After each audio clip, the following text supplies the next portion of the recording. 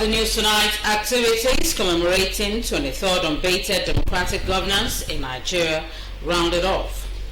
Interfaith Dialogue Forum for Peace resolves not to be deterred by onslaughts against worship centers, plus updates from the world of sports. Hello, good evening, and thanks for joining us in Channel 12 News tonight. My name is Darisit Adeokuta. Activities commemorating 23 years of unbroken democracy in Nigeria was rounded off with a colorful military parade at the Ego Square, Abuja. President Muhammadu Buhari was a special guest of honor at the significant and remarkable event, the last to be organized by his administration.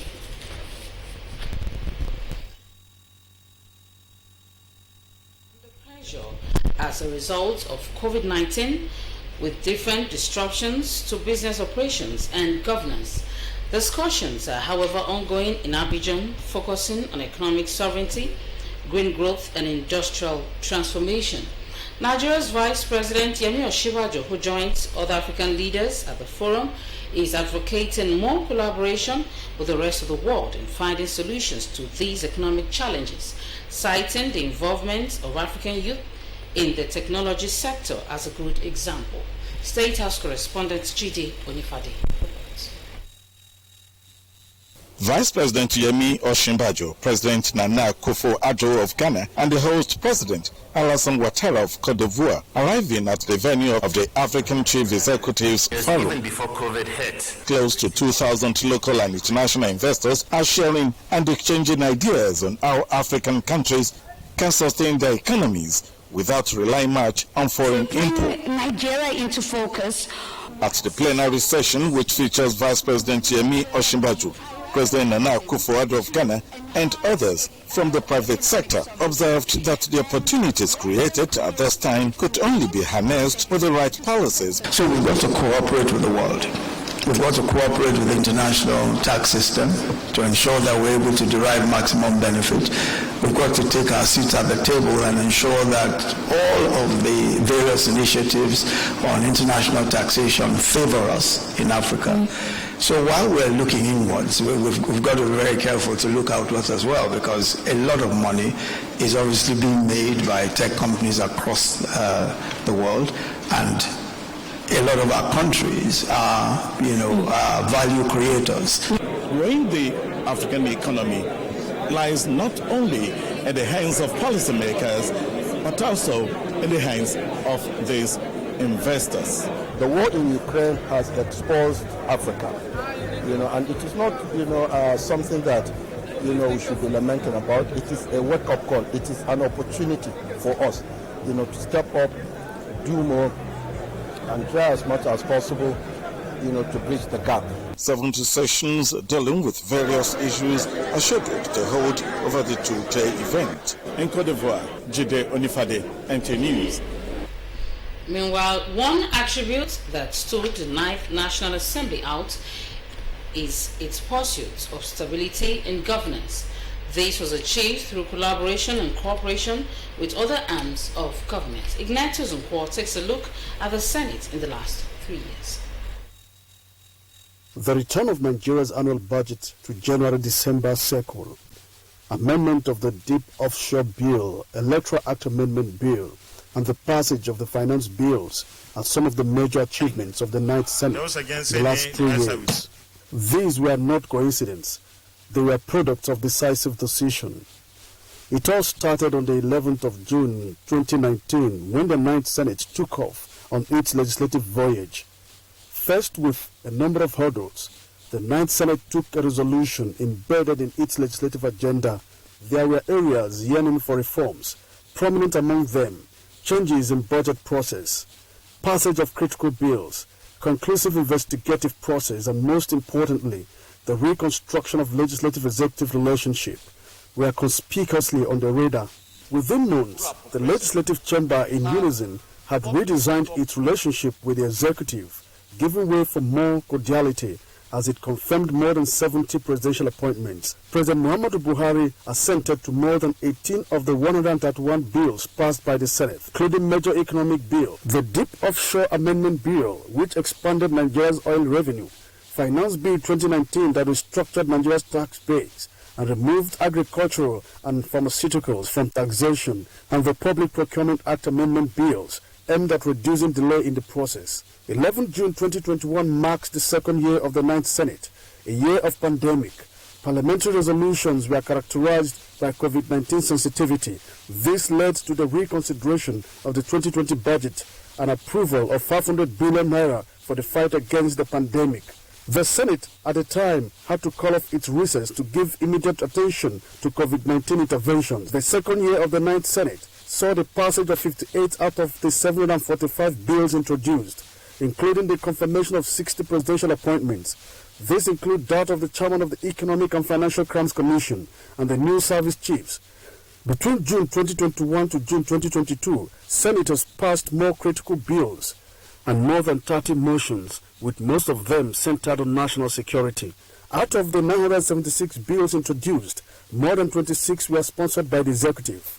This is one of the products of the executive and the legislature working together. From 2019 to date, Senate has intervened on a number of labor-related issues, including that between the Academic Staff Union of Universities and the federal government. Ignatius Nkwo, NTA News. In the meantime, the interfaith dialogue stated the result of religious leaders not to be deterred by the onslaught against people, centers, and other members of different bodies of the country. Leadership of the Interfaith Dialogue Forum for Peace made this known at a media conference. Annie was dead. With the recent residents of St. Francis Catholic Church, Owo, Ondo State, kidnap of Methodist prelate in the southeast part of the country, and the gruesome killing of a pregnant woman and her 4 kids in Anambra State, as well as a series of adoptions and killings of clergymen and other Nigerians in other parts of the country. The religious leaders are worried and therefore call on government and the relevant authorities to show more commitment to ending insecurity in the country. We call for decisive action against anyone guilty of kidnapping, banditry or terrorism. We seek to be protected and safe as Nigerians. One of our great strengths and pride as a country has been religious harmony, tolerance and freedom. This is manifested in our true religious liberty. The forum is also calling on religious leaders to step up security and surveillance at worship centers, while urging government to ensure appropriate sanctions are meted on culprits. We encourage tolerance, peace, patience, and interfaith harmony for sustainable growth. May peace continue to prevail in Nigeria. The Interfaith Dialogue Forum for Peace is also raising concerns on the need for INEC to re-strategize in its operations to give room for eligible voters to collect their PVCs in order not to be defranchised in the 2023 general elections. Kenneth Nanim, NTA News. And you're also on to Channel 12 News More News. After this break, please stay with us.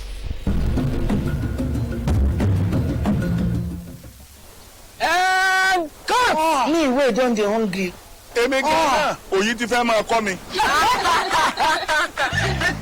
Everybody knows, say, I be real person. Even for my acting. Now, original.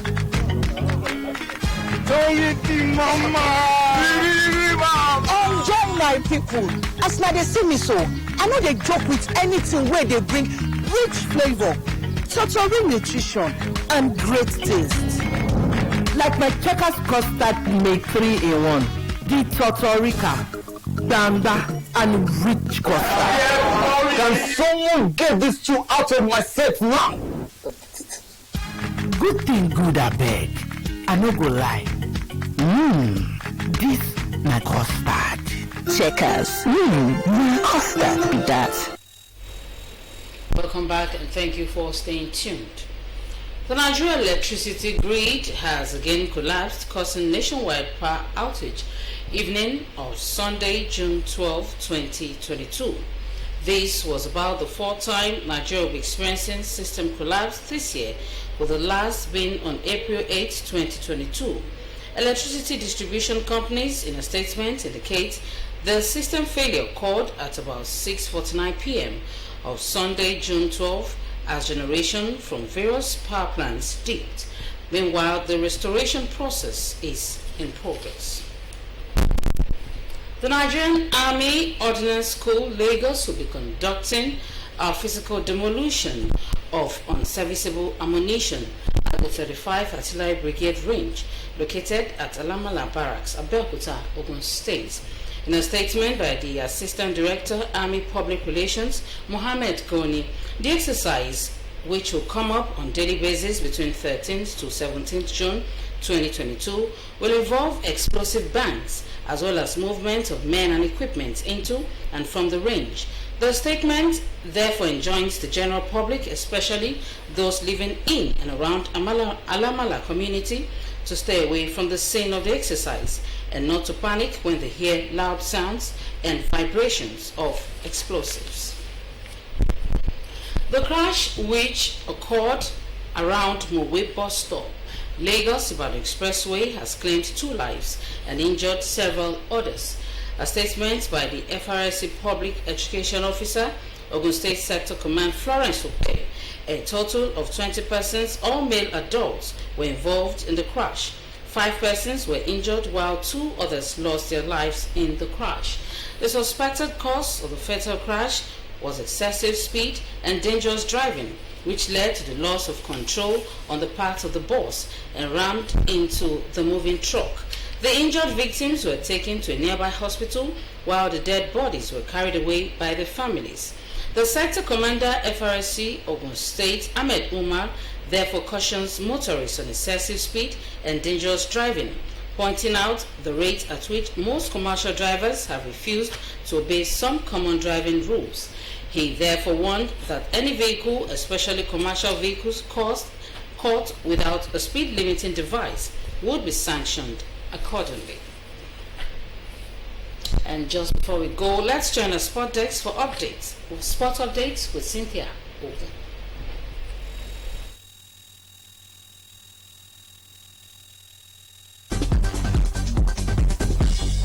Super Eagles gave Nigeria a perfect gift for Democracy Day celebration with an emphatic 10-0 defeat of Sao Tome and Principe in the second Group A match of the 2023 Africa Cup of Nations qualifier decided in Morocco Monday. The victory ensures 6 points on top of the table for the Super Eagles as the players continue to band under the new coach, Jose Pizarro. Through Murphy to make it 3. Excellent finish by Terry Murphy, and he gets his goal this time. It's nicely worked. Ademola Lookman now. Lookman across the face of goal, and an easy finish. Meanwhile, the 22nd Africa Athletics Championship in Mauritius came to a close on Sunday, with Team Nigeria finishing third on the medal table. The team are not left out, and one of the high points of Nigeria's participation was Tobi Amusan retaining her title in 100 meters women hurdles by winning gold. Nigeria finished in third with 5 gold, 3 silver and 3 bronze behind Kenya with 10 gold, 5 silver and 8 bronze, while South Africa have 9 gold, 13 silver and 14 bronze. And finally, Akpata Agile Secondary School in Asa Local Government Kwara State in Lemon Green are winners of the maiden Inter-Secondary School Volleyball Championship held in Ilorin. They defeated Government High Secondary School at Data 3-1 in the final. To assist us to encourage us to give us more efforts in all the whole game. Under 7 participated in this competition, and I'll say we are fulfilled, and we encourage each of the schools with a ball. 8 secondary schools participated in the 5-day event with sport updates. Clement Oloruntoba, NTA. And sport update wraps up Channel 12 News. Thank you for watching. I'm Darasit. Good evening.